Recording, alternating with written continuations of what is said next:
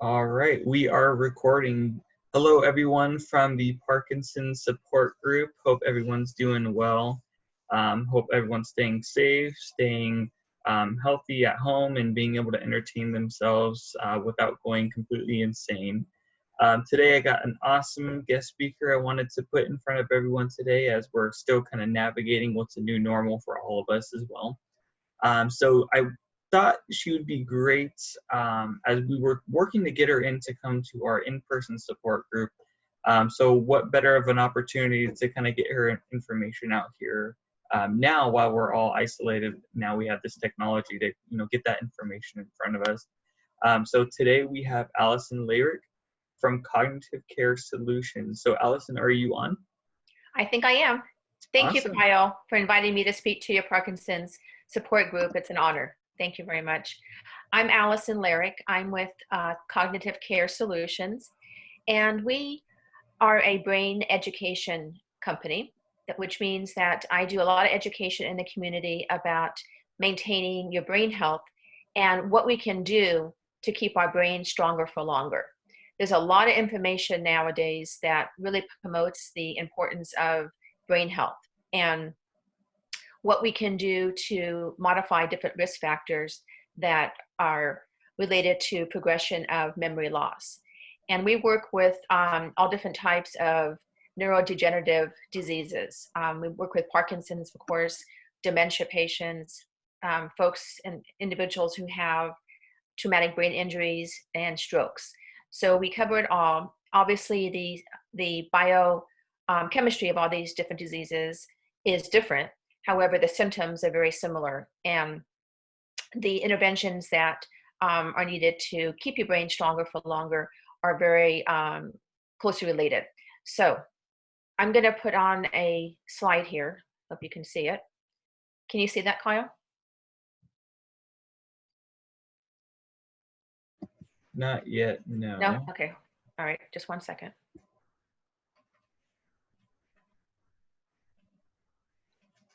All right.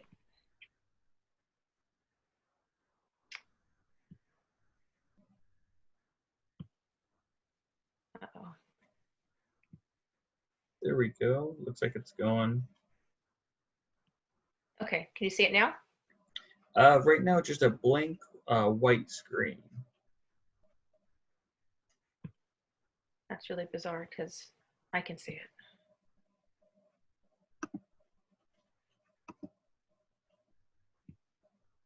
Huh.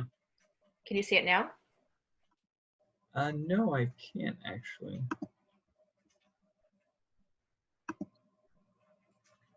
All right. Well, Very strange. we won't show the slide, but we'll talk about it. If you want to send it to me, I'll include it on my email when I send this out to everyone. That'd be great. Okay, perfect. That Awesome. sounds a good thing. Okay, so the different modifiable risk factors include nutrition, physical exercise, sleep, doing brain exercises, socialization, and managing stress, depression, and anxiety. And all those different risk factors, as we know when we call them, all are extremely important in maintaining your brain health, and especially with Parkinson's disease and all the different neurodegenerative diseases. So nutrition, that's a pretty obvious risk factor. That's the fuel for our brain, fuel for the heart. It's extremely important to keep good nutrition, eating well. The diet that is mostly recommended these days would be the Mediterranean diet, which is a heart-healthy diet, a diet that's mostly fish, green leafy vegetables, fruit. Basically, what to stay away from would be your red meat, a lot of carbs, simple carbs, a lot of breads, potato chips, popcorn, all those different things that we tend to snack on and eat a lot of. We want to eat those kind of things sparingly. And so eating a little bit more vegetables and nuts, the healthier types of grains and nuts and fruits. Now, physical exercise is extremely important because it can first alleviate stress. It keeps your muscles stronger, which is extremely important with Parkinson's patients. And it also, when you exercise, a chemical is released in your brain called BDNF. And that chemical is thought to promote new neuroplasticity in the brain. And that's one of the things that keeps your brain stronger for longer. Another, now with COVID, it's extremely difficult, to do different things like the way we would do it normally. Exercise is one of them. So how do you exercise? If you're used to going to the gym and used to doing outside activities, that makes it a little bit harder. But you can dance. Dancing is a wonderful exercise for Parkinson's patients. I have actually a cousin who was diagnosed with Parkinson's probably about 25, close to 30 years ago. And she dances at least twice a day in her house, puts the music on by herself, and she dances. And she also does Pilates. So there's a lot of things that we can do. Now with COVID, we have to be a little bit creative and change our routine. But it's still important that we do all those kind of things to keep our bodies as healthy as possible. Sleep, as you know, is also important. That allows the brain to rest during the night and to clean itself, very simply, and get ready for the next day. How many hours are typically recommended for sleep? About 8 hours per night. Now, that doesn't mean that those have to be 8 hours of straight sleep. If you can get, 3 hours and then go back to sleep and then sleep another 3, 4, 5 hours, something along those lines, that is fine too. As long as you can go back to sleep after you get up, that's what's important. If you can't, then it's worthwhile looking into what is going on with my sleep hygiene, as we call it, that I'm not sleeping. Is it due to the fact that I'm napping? Am I eating maybe or drinking coffee at night? Maybe I'm eating too much chocolate, too much sugar, and that's keeping me up. It's important to look at different aspects of your day that you're taking in different types of food that might affect your sleep. So all those different things are really important to look at because sleeping is extremely important, especially because of the fatigue that is so common with patients with Parkinson's disease. There's a lot of research being done on brain exercises and how that relates to keeping your brain stronger for longer. And the theory behind that is that brain exercises, when you exercise your brain, you should have a variety of different exercises and they should be challenging. So I always tell folks that if you're doing brain exercises and they're easy, that's wonderful. If you're doing them and you're finishing them very quickly, that's good, but it's not really a good exercise for your brain in terms of keeping your brain stronger because you're not exercising it enough. You want to feel like, oh, this is really hard, and not so much so that you get frustrated and you want to, wrinkle up the piece of paper and throw it in the trash. Not like that. But you want to feel like, oh, my head, I'm thinking. You want to have that steam. When I provide brain exercise classes, I know that I hit my mark with my participants when I see, I kid around and I joke around and I say, I see steam coming out of your ears. That's when I know that the brain exercises is a good match because I can tell that you're exercising your brain. The reason we want to exercise our brain is because we want to grow new neurons and increase neuroplasticity in the brain. And that's about increasing the pathways, the wiring and the pathways that increase the neuroplasticity. So that simply means that you're trying to keep your brain stronger for longer. Now, the next aspect, the next modifiable risk factor is socialization. And that is a key component. However, it is very difficult, as we all know, to be social during COVID. How do you maintain socialization during COVID? Well, that's a tough one because, we have these stay-at-home orders and we can't get out as often as we used to. And our family and friends can't come to our house and visit like they used to. So you have to be a little bit creative in doing this. Maybe you're doing Zoom calls, you're getting on FaceTime, you're doing, some type of video platform. And there's many of them. Google has one, Zoom has one, FaceTime, all those different things. You can go on, set times that you can meet with your friends and family. At my house, we get together with my in-laws every week and we have dinner together. and we each prepare dinner on our own, and then we sit down and we eat while the computer's on, and we talk about the week and so on and so forth. So no, it's not like meeting together like we usually would, but this is better than nothing. So that's how we've been pretty creative about that. Same thing with friends, getting on Zoom calls and catching up with friends. Again, it's not like it's in person, but it's a good way to keep your socialization in check during this time. So again, it has to be, a little bit creative, and it's difficult. And if you're not used to using the computer, it makes things a little bit more hard, but it's important. And also, if you're kind of one of those kind of people like, computers, but it could be a challenge, right? So that could be a brain exercise to learn how to use Zoom or learn how to use FaceTime, and maybe somebody can walk you through it. Maybe a friend can walk you through the instructions how to do it. And then you'll master that. Plus you'll be able to talk with your family and friends as well. So it's a win-win for everybody.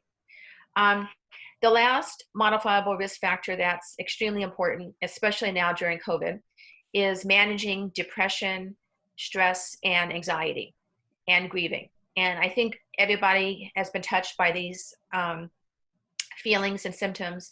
It's very common for Parkinson's patients and any other type of neurodegenerative type of disease like dementia, or like I said, Parkinson's, a traumatic brain injury, to have, stress, to have depression, to have anxiety. But now during COVID, I think it's even heightened. A lot of people are suffering from depression and loneliness and anxiety. And it's extremely, extremely important to manage it as soon as you can, because stress is one of those things that can really turn your health condition into a downward battle and make things a lot worse. Stress can affect your brain, affects your gut, it affects your heart, it affects all different parts of your body, and can, over long term, it can cause inflammation, especially in your brain, which can cause more degenerative issues. So it's extremely important to get the stress and depression and anxiety managed and decreased, so that way you have a better quality of life. Now, how do you do that? Well, when I'm treating depression, the first thing I talk about is, what is your daily routine? What do you do? And now, because we can't really go anywhere, people, I think, are getting into a bad habit where you don't get up on time, you don't keep a routine, there's no structure. So, so what if I get up at 8 o'clock? So what if I get up at 10 o'clock? You know what, I'll skip a meal. That means I don't have to make it. I'll just have lunch at 2. That is a no-no. Those kind of behaviors are not recommended whatsoever. It's important to keep your schedule. If you used to get up at 7 o'clock and get ready for work, then continue to do that. If you used to get up to go see friends at 9 o'clock, at the gym, well then, maybe exercise on Zoom with your friends, get a Zoom party going, exercise on your own at 9 o'clock or whatever you have to do, but keep a schedule, keep that structure, and don't get into the habit of missing meals, because once you start missing meals, you start sliding and you don't have that structure, it's only going to go in a downhill battle. And that's what we want to try not to happen. So managing that depression, because when you're feeling depressed, what happens? You don't feel like getting up. You don't feel like having that structure and that purpose of life. And we all need to have a purpose. We all have to figure out, what's the purpose in life? What do I do that's going to help others, myself? What is it all about? And so no matter what, we need that kind of purpose. And by keeping that structure and having a routine, that's going to help us maintain that. So one of the first things that I do when I'm treating patients is to develop some type of treatment plan to address any type of anxiety, any type of depression that when a patient might have. The anxiety also is extremely high in people now. We all think, well, what's going to happen? When can I go out? How many more people are going to die? What if this? What if that? What if I can't do this? How am I going to get to the doctor? All these what ifs. And that's what causes the anxiety, when we don't have control over all these quote unquote what ifs. And that's when we start internalizing it and getting more sick and more stressed. And that's what we don't want to happen, because those kind of symptoms are not good for people or for anyone, but especially if you have any type of neurodegenerative disease. So with that, I'll end.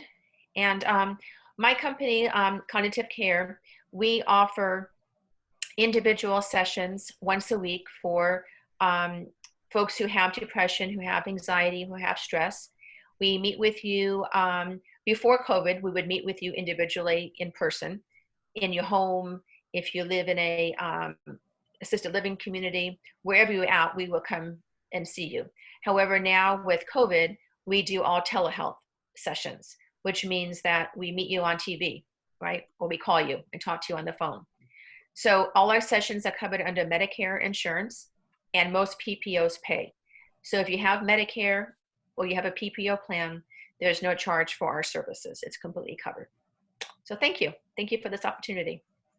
That's great. Thank you, Allyson. I really appreciate you sharing that invaluable resource. That's definitely a huge, huge, value that you can provide to everyone. So I know it's been a long time coming for you to get connected with everyone in the group. In fact, for everyone listening today, Allyson is good friends with Wanda, also the original facilitator of the support group. So definitely a good connection there. And Allyson, do you just want to share your contact information, such as a phone number? Of course. My telephone number is 714-545-3390. Awesome. Thank you. Definitely reach out to Allyson. It's such a great resource, can definitely help out in many capacities. But other than that, that's all we got for today. So thank you, everybody. Thank you, Allyson, and we'll see you next time. Thanks, Kyle.